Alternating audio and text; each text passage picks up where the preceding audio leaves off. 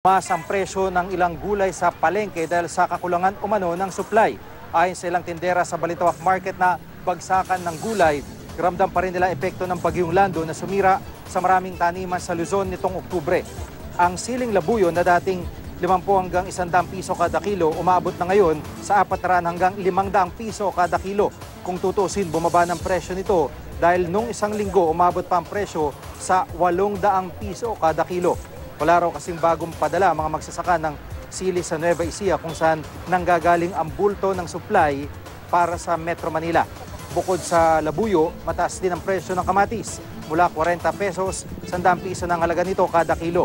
Ang bawang mula 65 piso, nagkakalaga na ng 85 piso kada kilo. Ang baby potato na dating 40 piso kada kilo ay 50 piso na ang kilo kada ngayon, 50 piso na ang kilo sa ngayon.